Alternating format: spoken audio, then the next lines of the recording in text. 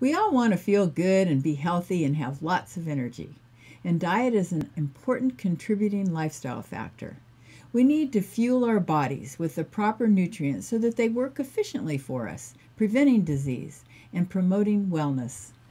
So, what about Hippocrates? Did Hippocrates have it right about food being our medicine and medicine being our food? He sure did, and it was 2,500 years ago that he figured this out. And we've got to go back to that time to start participating in that kind of thinking now. Because what we've done is we've got into a paradigm, a model, where we wait till we get sick and then we try to find ways to suppress our symptoms so that we don't have to suffer anymore, which is a good thing. But there's also the side of wellness and prevention, and that's what Hippocrates was talking about. Keep it simple. Don't do some of the things unless you have to.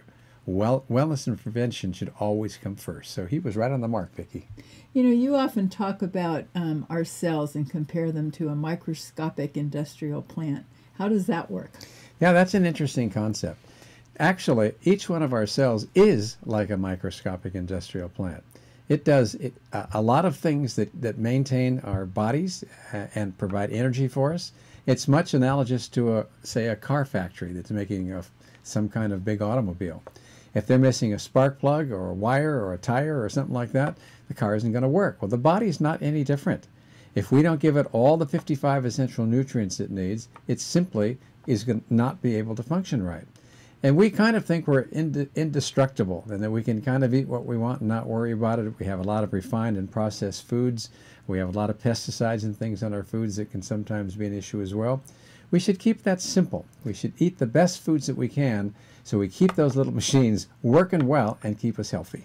Well, this is why they call the standard American diet sad, because it's deficient in many vitamins and minerals and nutrients. That's right. And what are some of the studies that back this? All right, there were at least 3 studies done by the U.S. Department of Agriculture on at least 3 occasions on tens of thousands of people.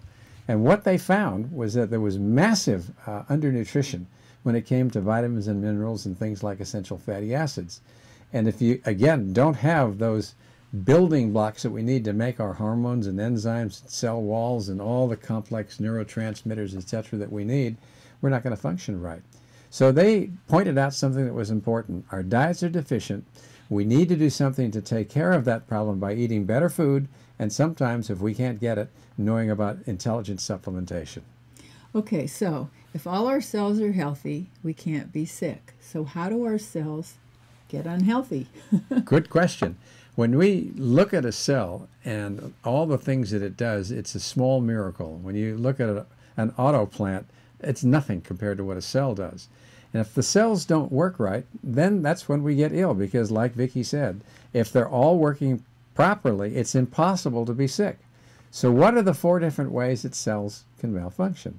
One is if there are genetic factors, that can be a real problem. If they're severe enough, we're stuck. But there's still a lot of things we can do with gene therapy that are coming into practice, and an awful lot more we can do with a subject called epigenetics. And what epigenetics is about is modifying the environment so that it can turn on and off certain genes to keep us in a healthy state. That's a very important thing that we're starting to learn more about. So genetics would be one factor. Second would be psychospiritual factors. What you think and what you imagine has a profound effect on your biochemistry and physiology. And if you're thinking good things and you're in a happy mood, those positive endorphins come out and they keep us in a good state of mind. If not, or we're depressed, we know that that has a profound effect as well. The third factor that's important for cells is nutrition, as we've been talking about. If we don't have enough in the way of good nutrition, we simply can't support normal cell function. And lastly, the fourth thing that can make a cell not work right is if we put something in there that doesn't belong there, and that's about toxicity.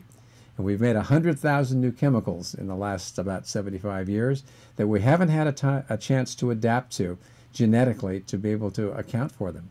So as our food is being processed in different ways and we're adding things to it that are not healthy, and we've got all these chemicals in the environment that are poisoning our food, water, and air, that's another factor. And those are the only ways that cells can malfunction.